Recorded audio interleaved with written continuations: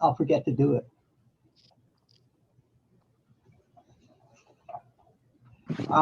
Welcome to the final Calumet Revisited Forum of the season.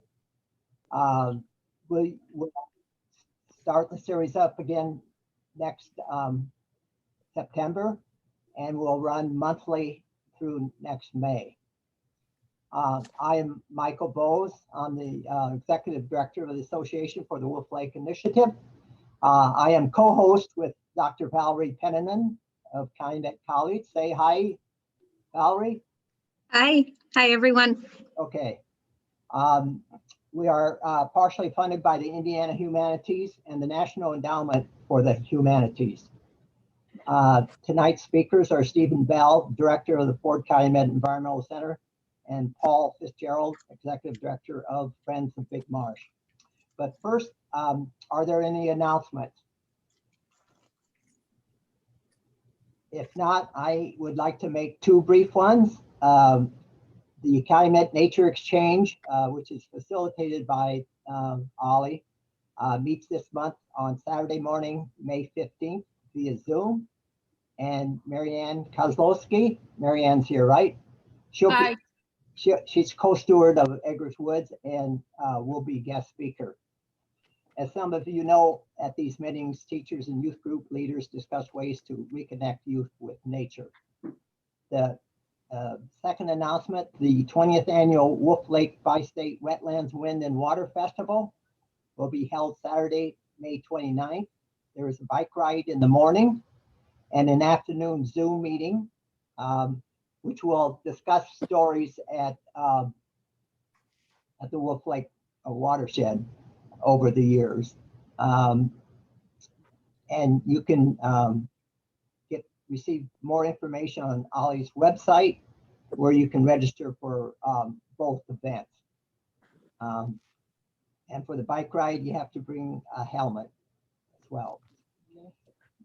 The presentation this evening is being recorded. The recording will be available within a week on Ollie's website. Would everyone be on mute? After the presentation, we will have a question and answer session. And now I will turn this over to Stephen Bell. All right, thank you. I'm actually gonna, hi everybody. Lots of familiar faces and some new faces and some old friends and hopefully some new friends after the presentation. I'm gonna stop my video and then I'm gonna share my screen. I get a little confused when I'm watching myself talk and I'm also trying to press buttons. So I'm gonna stop my video and then I'm gonna go ahead and share my screen and go to here. And can you guys hear me okay? Yes. Yes. Yes. Yeah.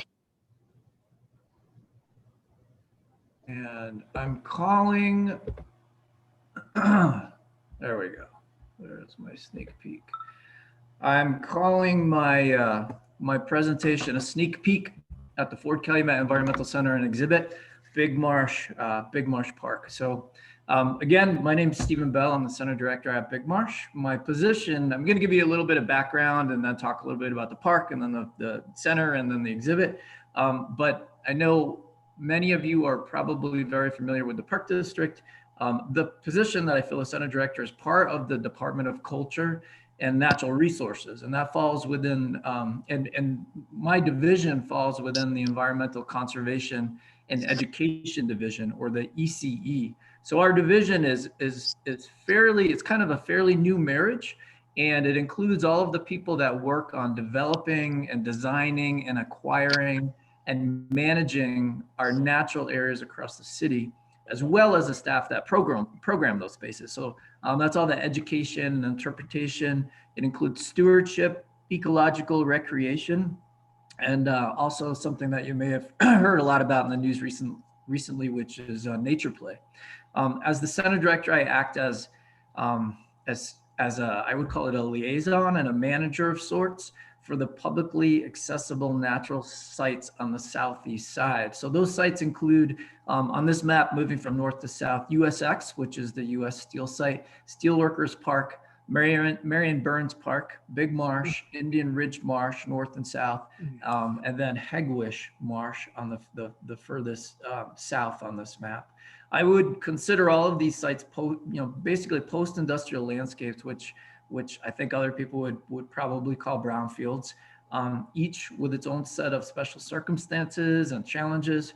Between 2002 and 2011, the Chicago Park District began acquiring these sites with the intent of restoring and reclaiming them as natural sites so that they would again become an asset for local communities, as well as supporting native and migratory flora and fauna.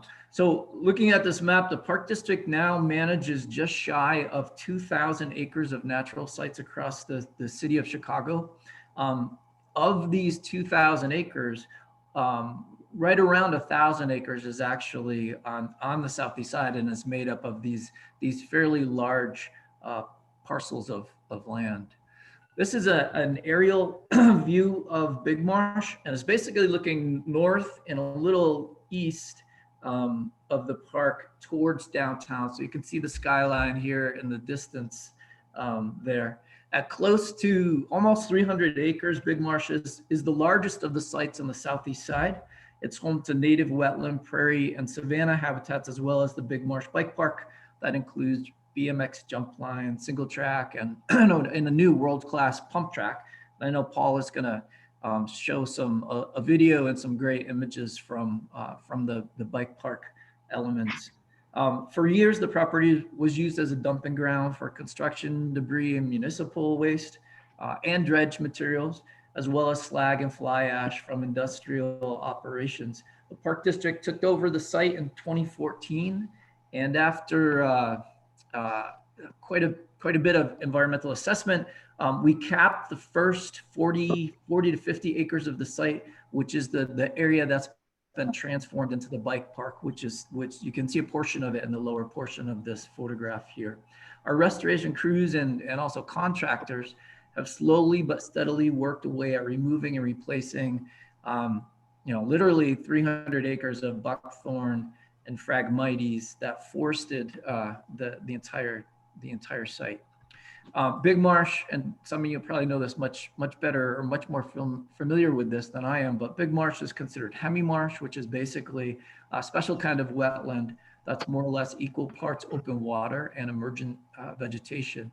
The marsh at Big Marsh and neighboring sites like Indian Ridge and also Hegwish are critical stopover sites for migrating waterfowl that eat and rest, and some of them stay and breed and nest, as well as raptors and songbirds and a host of other species.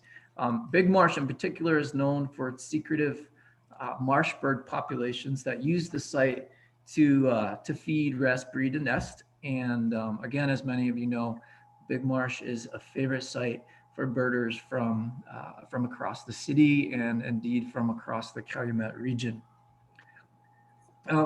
Shifting into the Ford Calumet Environmental Center, there's a little bit of background here.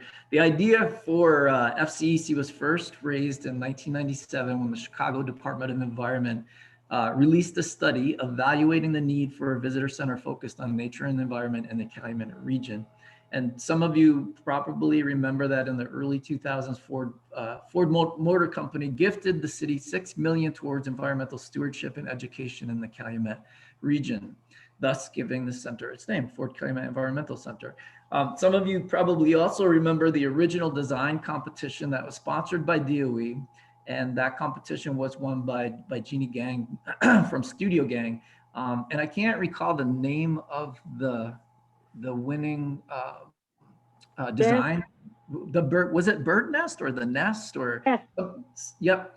But the design was never realized, and from what I understand, that was largely due to a lack of funding. And interestingly enough, I was working at Department of Environment when this whole process was going on. I was with the Chicago Center for Green Technology. So it's interesting to me that I'm now sitting in the site that is the result of that whole entire process. But in 2013, Chicago Park District reignited the vision. They commissioned a study to engage partners and community stakeholders in a conversation about making FCEC a reality. The study reconfirmed the need and the support for the center on the southeast side, and it determined that the best possible site available was in Big Marsh. So in 2016, Park District engaged Valerio DeWalt Train to design the building. The building incorporates numerous sustainable strategies, including a mass timber structure, a bird-safe exterior design, the first constructed wastewater wetland because the building isn't actually connected to the city sewer system. And I'm sitting in the building right now, and there is so much natural light in here. It's wonderful. It's a really nice building to be in. It feels good. I included these are fairly recent pictures of the center.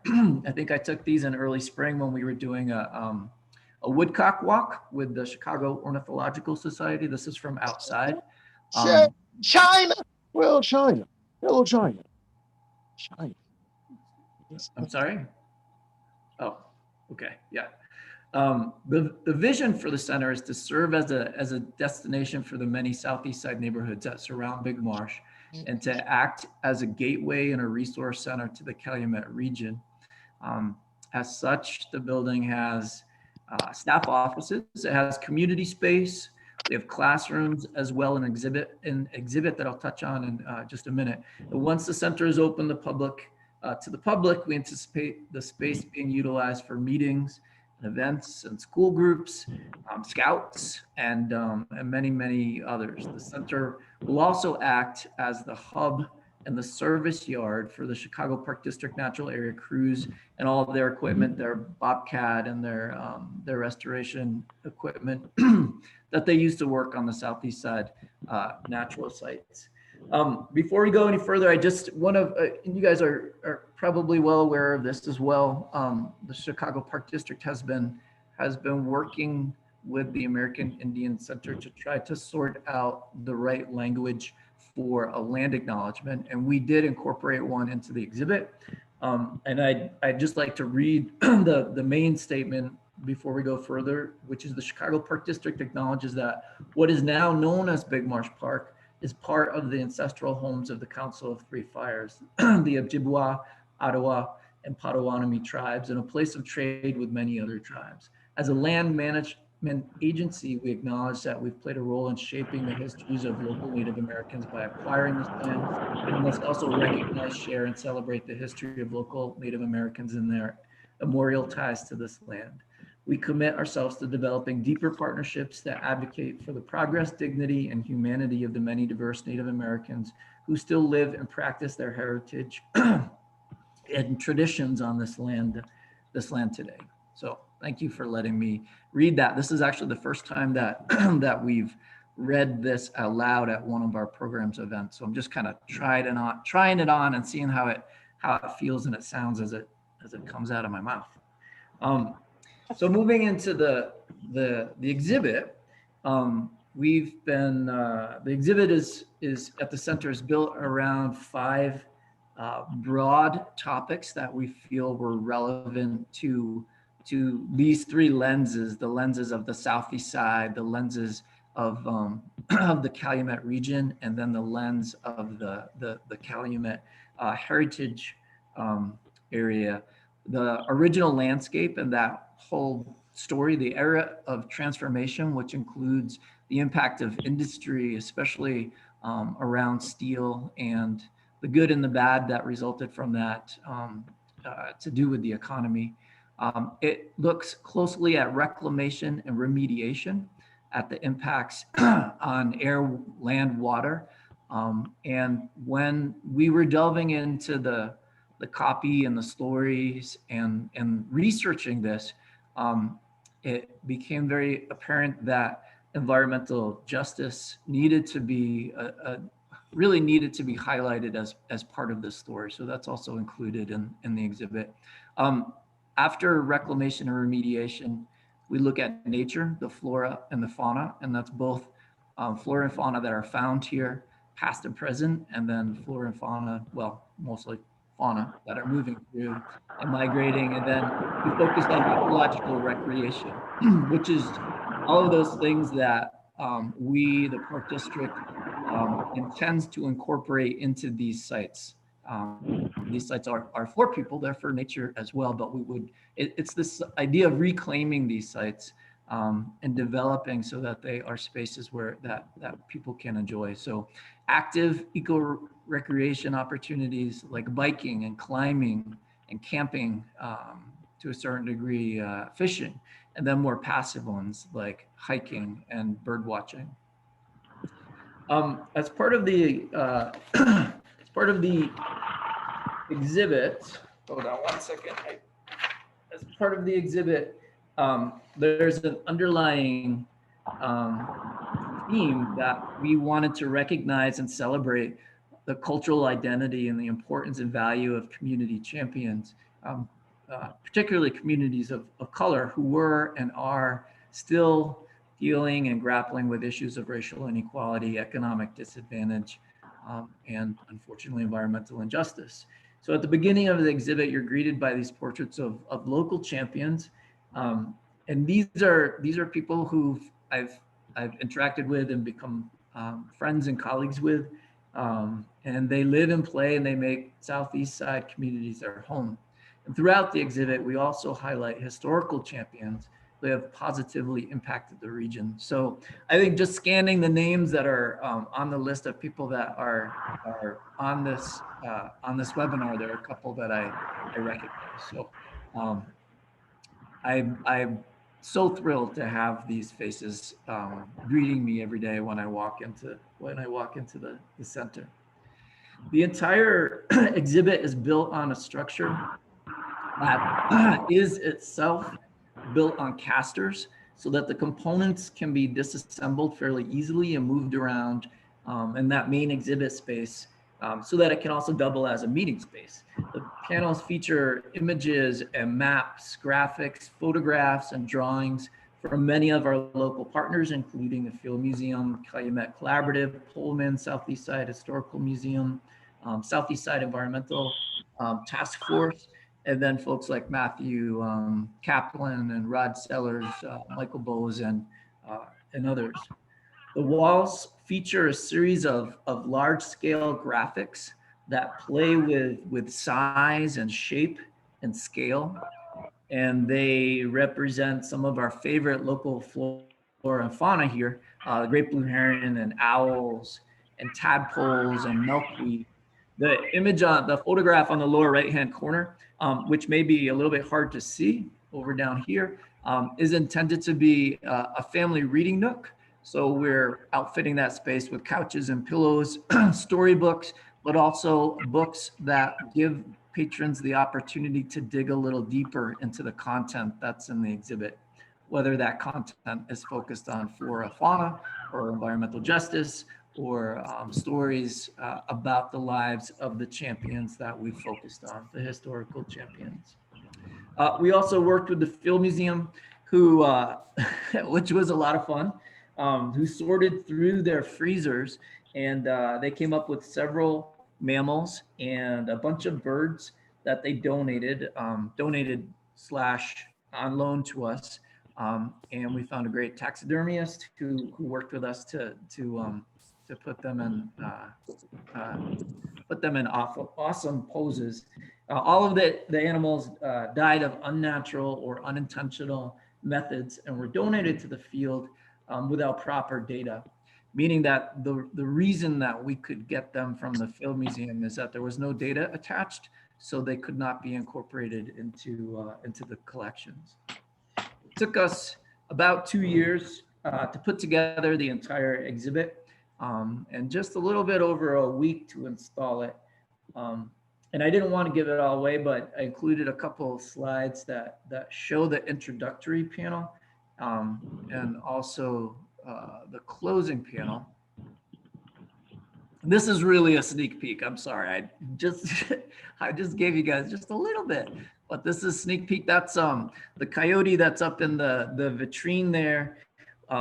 We haven't actually had a formal naming competition, I've been calling the coyote pretty girl, because when you walk in and look at the coyote, you're basically looking right into her eyes, and she's absolutely beautiful. She's a beautiful animal.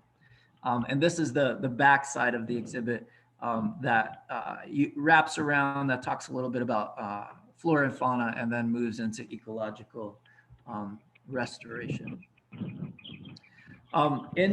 In closing, I just would like to say that Big Marsh, it's already a wonderful place to visit and play and bike and hike, and you know, through the year of the pandemic and the really stringent guidelines, Big Marsh it was great to see Big Marsh utilized by lots of visitors and families that took advantage of the open space that's here to get outside.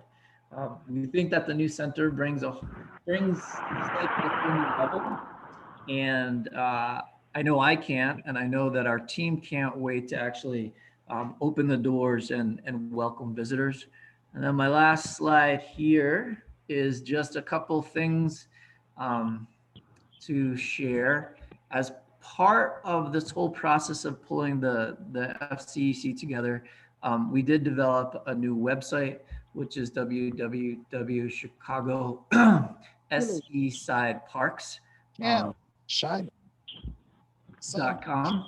And on that site, it actually dives deeper into each of those 6 sites that are part of the suite of sites on the southeast side, and talks about some of the different assets and things to do there. It also lists the upcoming programs and things like that. We also are home to one of the newest sculptures done by Roman Villarreal. It's called Spirit of the Marsh. And hopefully this fall, once we get the landscape done and we get our plaque together, we'll have a dedication of this piece. But if you haven't come out to see it, it's really, really cool. And then over in the corner here, this Junior Explorer, which we've started, it's just the tip of the iceberg. We started to do a little bit of programming with Scouts, but we have a whole series of programs tied to different activities. And for each section of activities that a family or a child completes, they get a patch. So at the end of going through all of these different areas, they get one patch and they become part of the Southeast Side Junior Explorer Club. And then very lastly is I'm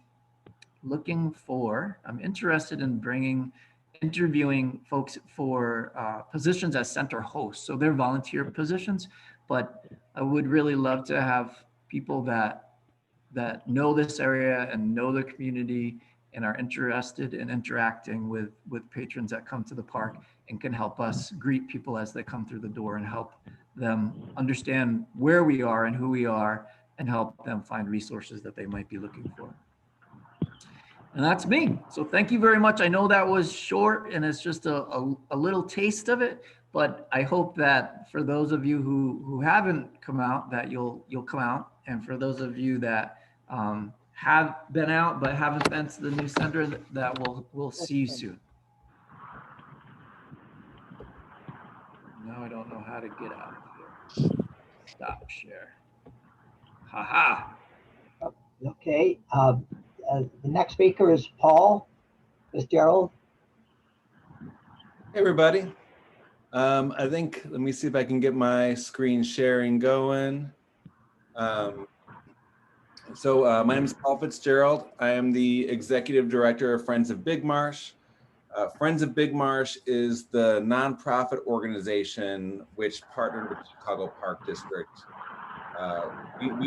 We support the Chicago Park District at Big Marsh through 3 primary ways. By park development, fundraising, and community outreach. So I'm hoping to touch on a couple of things. I have a quick video, which hopefully does not tell us all exactly the same thing that we just heard from Stephen. Yeah, so can everybody see the logo on the screen right now? Thank you. Yeah. My name is Paul Fitzgerald, and I'm the Executive Director of Friends of Big Marsh, as well as a 2020 Chicago United for Equity Fellow. Friends of Big Marsh is a nonprofit organization which is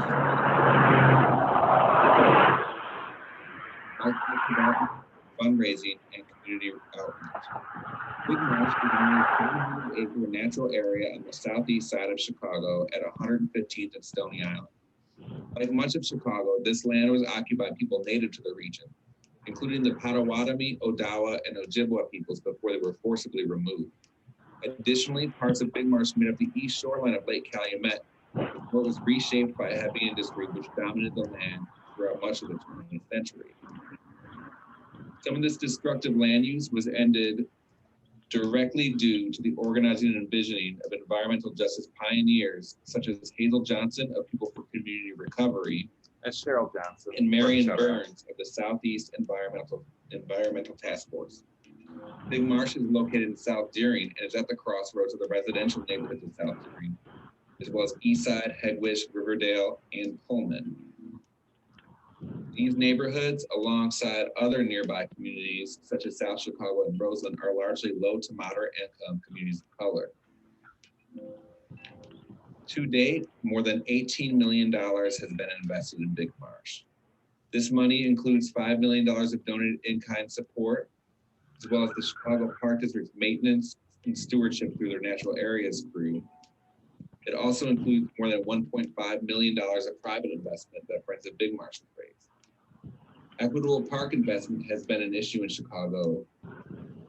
This amount of private and public funding in underserved environmental justice neighborhoods is a victory, but only if the park is meaningful and accessible to the residents. Eco-recreation and green space is important now more than ever, but what does it mean to look at an area as both Chicago's greenest region and simultaneously dump the dirtiest industries as well as toxic dredging? My project is to research the value of Big Marsh to the nearby residents. I believe this park can and must benefit public health and support the local economies if it is to be considered equitable investment. To this end, Friends of Big Marsh has received a grant through Northwestern University's Alliance for Research in Chicago Communities to build relationships between researchers and community members in order to apply for a community-engaged research project. I believe that this research can direct further investment to create new transportation access, provide greater opportunities for Southeast Side neighbors, and build more youth programming at Big Marsh as well as in the surrounding neighborhood parks. Thank you.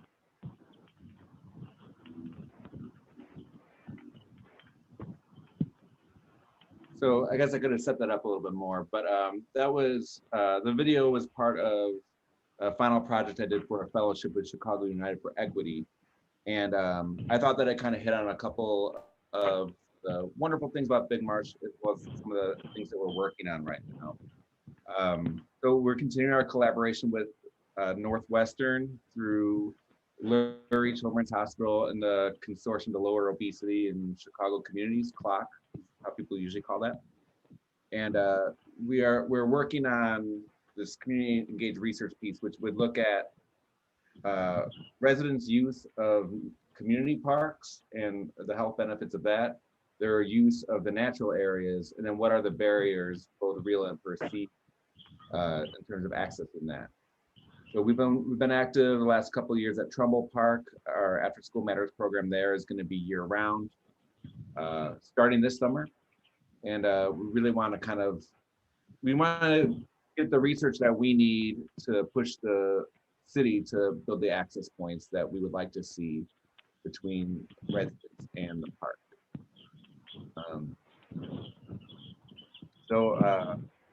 Can people see the slideshow I have? It's a plans and opportunities. Yeah. Okay, cool. Let's see.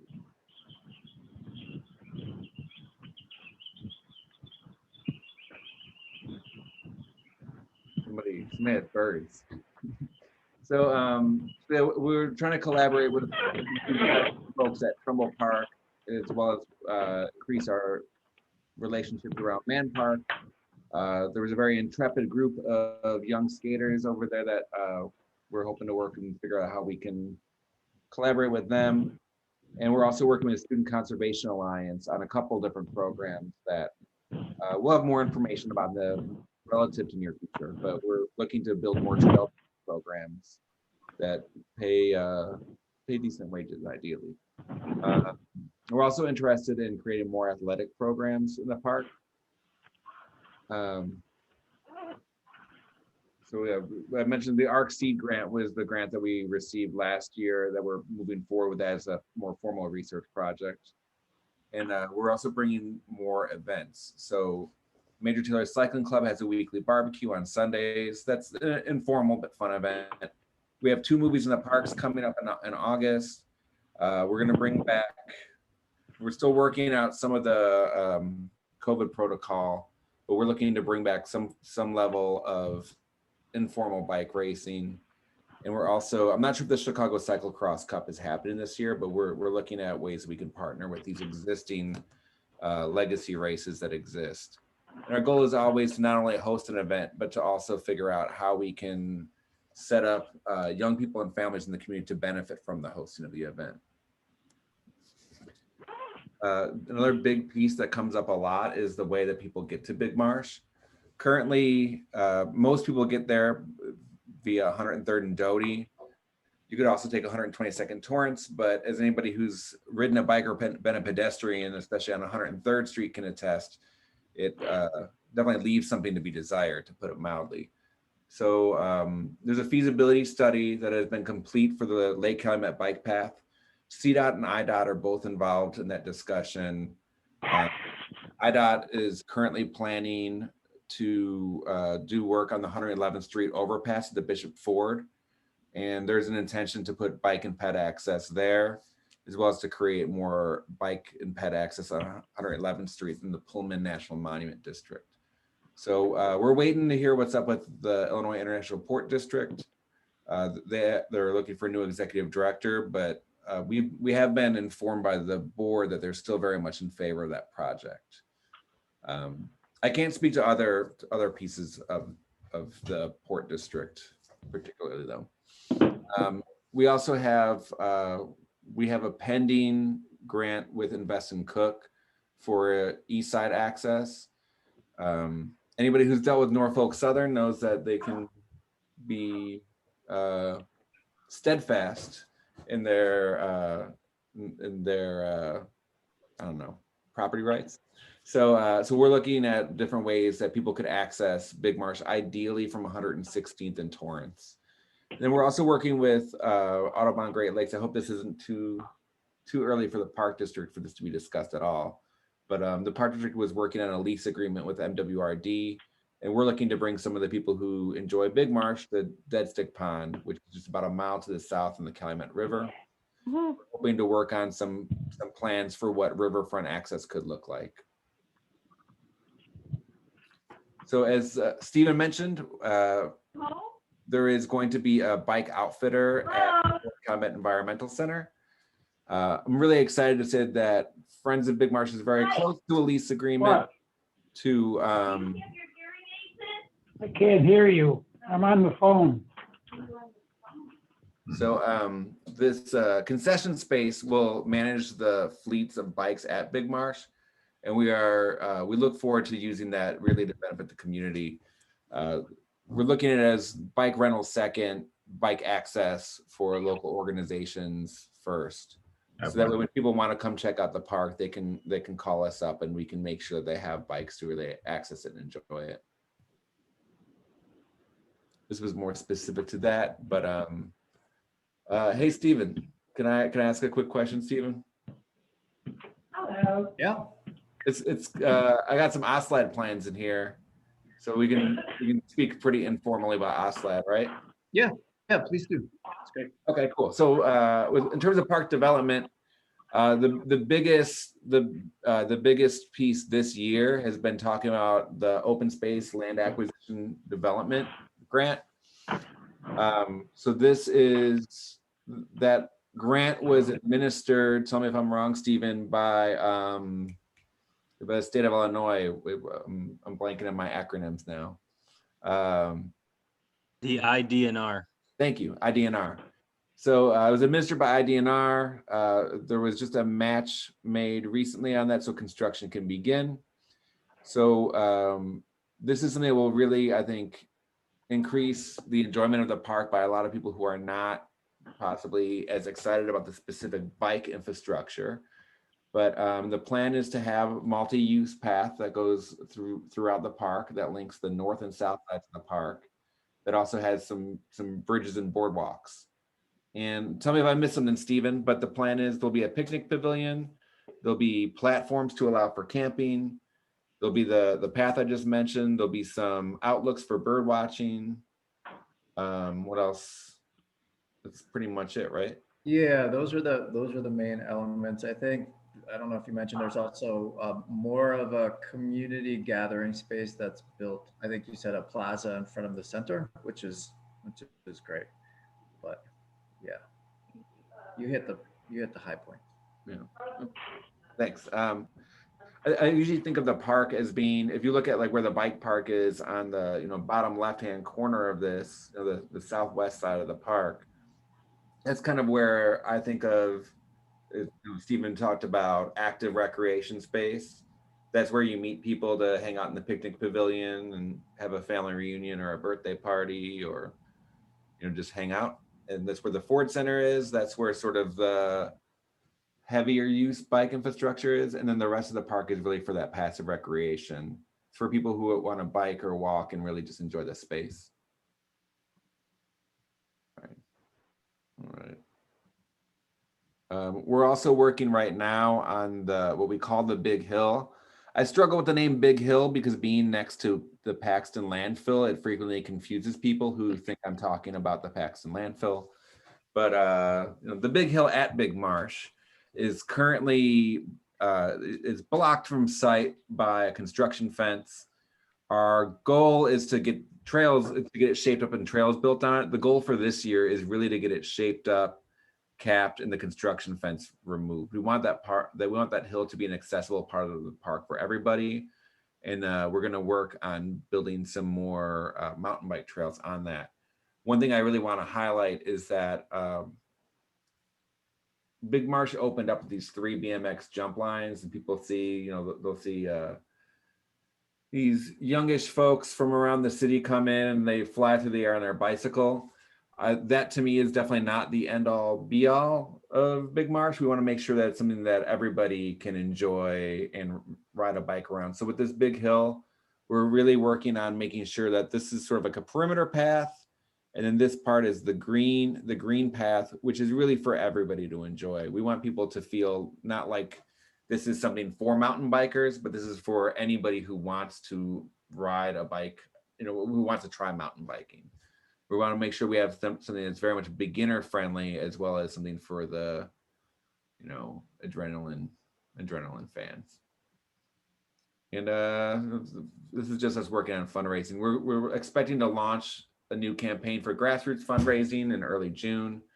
And the OSLAB construction is expected to happen. That's the park district that's going to happen by the end of the year. I'm hoping that the Big Hill, that the fence can be done by the end of the year as well. I think that covers it. Yeah, I don't know. Do people have questions or thank you, Michael.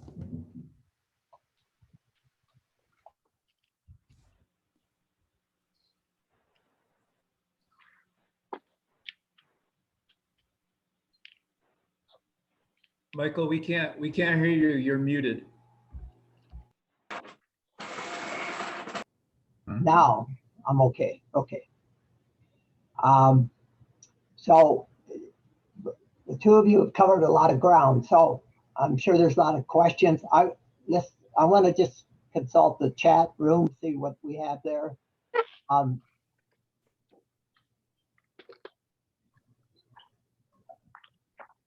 Someone says, would love to see connections going westward for pedestrians and bikes. Yeah, so that the Lake Calumet connector that I mentioned briefly, that will solve that. It's still going to take a while. So they got through feasibility. I have never been part of a project quite like that involves so many agencies. I would expect that, given the best case scenario, there's a bike trail in a couple years. I think that the IDOT access is going to be the longest piece for that, the overpass on 111th Street. If I was going to compare it to other pedestrian bike bridge projects, I'd say those Lakeshore Drive overpasses at 47th Street or 43rd and 39th Street happened pretty quickly, but it's going to take a couple of years. Okay. Yeah, that's, everybody's been waiting for that to Pullman, right? Over the years. Blake, another question I want to ask about the water issue for wetland habitat for birds and other creatures. How will you all solve the water crisis that dictate the level of water for certain types of birds to survive, such as common mud hen, bill grebe? Yeah.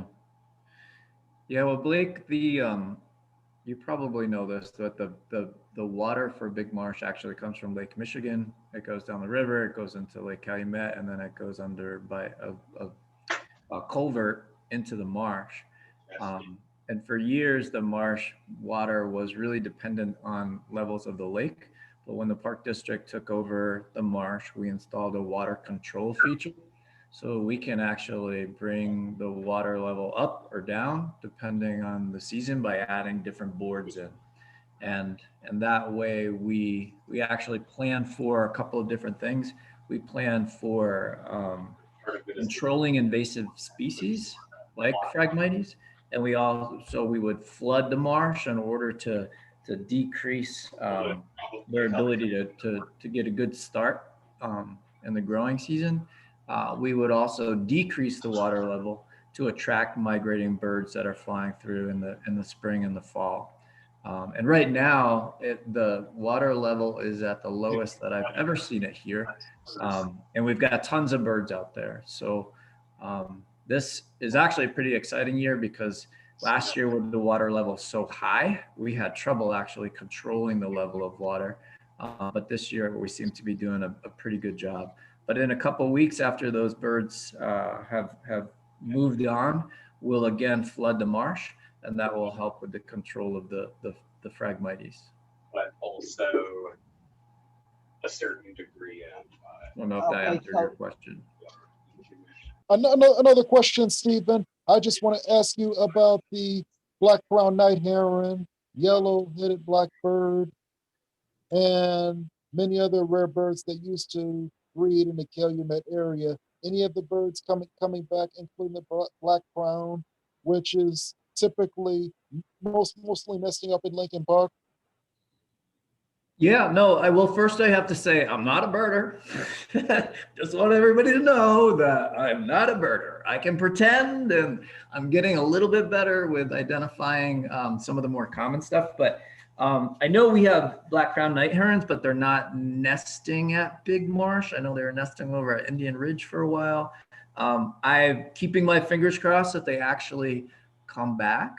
I haven't seen or heard anything about yellow-headed blackbirds returning, although I know there's that historical, I'm going to call it a population that was at Hegwish, but I don't know anything else about them, but I do know that we've got, with the work that the Park District has done on the site, not only have we seen an increase in the number of different species that have been using the site, but we've seen greater numbers of nesting and breeding populations, particularly of some of those secretive marsh birds. And again, like marsh wren and gallinule, I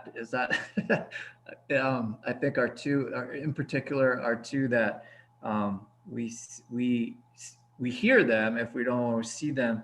And then what's the mud hen, the coot, right? The American coot. They've been all over the place. So I know that's just the tip of the iceberg, but Blake, you should come into the center when we open the doors, and there's lots of great information here. And bring your binoculars or your scope, and I'll give you a map, and we can go check things out.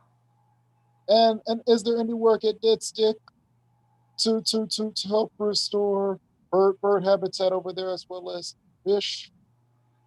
Yeah, I don't know about fish, but I mean, the ultimate goal at Dead Stick would be to reclaim and restore that site to the best of our ability so that it's both an asset for people, so that people can use that space for some of those ecological purposes that we talked about, walking, biking, birding, jogging, um, and also make it a healthier environment for native flora and fauna. So getting rid of that buckthorn and the Phragmites, cleaning up the water, repairing the shoreline. I mean, that I haven't been involved in that project, but I would assume those are probably some of the first things that we would do there is I think, to do an environmental assessment and get a grip on what's happening. yeah, I think the year one goals were environmental assessment and also I think water control structure repair was on there too. Yeah. So I think that that's definitely step one, steps 1 through 3, right? Yeah, I think Jane Healy had a question on, she was more interested in more information on Burn Park. I'm sorry, I'm Marion Burns. Yes, Park? on the Marion Burns Park. Yeah, so Marion Burns is formerly Van Vlissingen Prairie, but as you probably all know, that it's been formally renamed by the Park District. We finished the trail work construction. Gosh, it's got to be almost 2 years ago now. There is an absolutely beautiful biking, walking trail that I think it's close to 2 miles if you do the entire round trip. It's kind of shaped like a barbell. So you start the actual main entrance is located just off 103rd across from the 4th District Police Department. And if you have groups and you want to come in and use the space, we can unlock the gate and there's parking in there. You know, there's unofficial parking, but it's a nice place to park. But the park is open and anyone is welcome to walk and bike through there. Before COVID, we did also add a little wood chip walking trail that branches off of the main asphalt path. That's pretty nice. When we were going, the last time I went there, it was actually covered with snakes, which are not one of my favorites. But I know some people aren't quite as scared of snakes as I am. So if you like reptiles and you're interested in snakes, Marion Burns is a great spot to look for them, as well as frogs and birds and coyote and deer. Okay. Speaking of reptiles, you all found Blanding's turtle as well as water snakes and what else? Fowler's toad, which is a sand prairie amphibian, as well as mud puppies, blue spot salamanders, and a few others. Most of what you just listed, I've never seen here. It's not to say we don't have them, although we've had several BioBlitzes on site and some of the other sites. But Michael, you might be more familiar with some of those. Yeah, I don't think I don't associate them with Big Marsh either. Yeah, For the most part. Stephen, if I can, I'm sorry, Michael. I'm Joel Zwal. I work with Stephen Bell at the center there. I would just recommend Blake or anyone else that if you go on the iNaturalist app, there's kind of pretty big participation of people going there and observing different species at all of our parks as well as others in the area. So I know I'm also not an expert, so that'd probably be a good source to check. And will you be able to bring back wild rice into the Illinois side of the Calumet area, including places at Big Ridge, Wolf Lake, and other places? I'm not exactly familiar with what you're asking, Blake. The wild rice, what's that? I'm asking if there are plans to bring back wild rice into places like Big Marsh, Indian Ridge, and some other places in the Calumet area, because there used to be wild rice before people drain up the shallow areas of Lake Calumet. Yeah, the only site that I'm familiar with our technician seeding with wild rice is Big Marsh. They may have also used it at any Indian Ridge, but I can't say that for sure. But I believe last fall, I think we did a seeding on the north side of the marsh, and that included wild rice. I don't know about bringing it to any of those other sites that you mentioned. And will you provide Native American history at your newly opened nature center? There's a little bit. There's a little bit in the introduction about the original landscape, but we hope that the library, the reading niche, will be a spot where we can carry more information and have resources. And will you hold records of not only the Three Fires Confederation, but also the Illinois and Miami tribes, which I know they used to live here for years? I would hope so. I mean, I would love to have someone that had an interest and understanding of that history help me fill out the library. So if that's something that you're interested in, I'd welcome your assistance. Okay, I'm doing a Native American and early settler garden that dedicates their life in the Calumet area at my community farm with Urban Growers Collective in South Chicago. All right. Do we have other questions?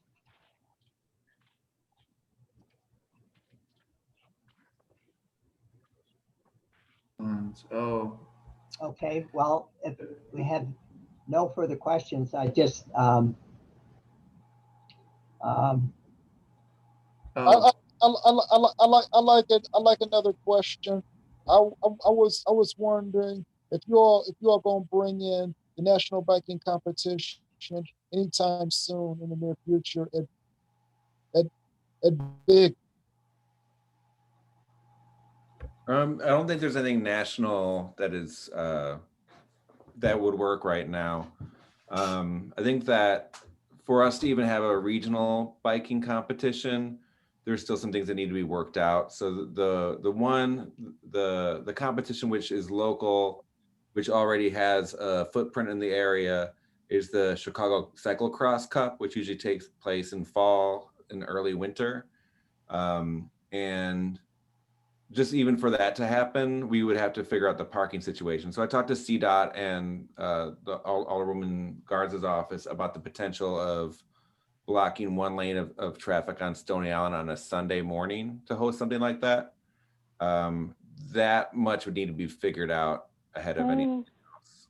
That's definitely beyond talking about a national level competition.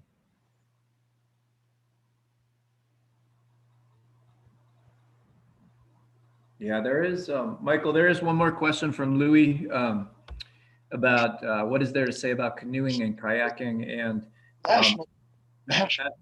at this point, Louis, we don't allow canoeing or kayaking at Big Marsh, but it's something that we talk a lot about. And the Park District has lots of great canoeing and kayaking programs.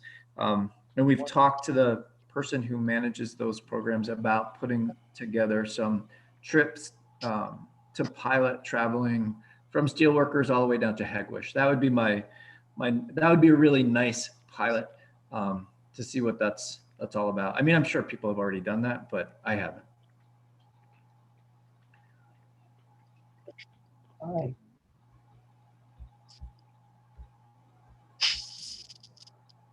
Well, if there's no further questions, I would just want to thank everybody for participating, and I'll see you next September. And just if anyone came in late or didn't see the full session, it will be on Ollie's website probably within a week. So anyway, Steve and Paul, thanks very much for attending. You generated a lot of interest and so thank you both. Okay. Thank you, Michael. Thanks, you guys. Thanks, everyone. Thanks, everyone. You have a good evening. Cool.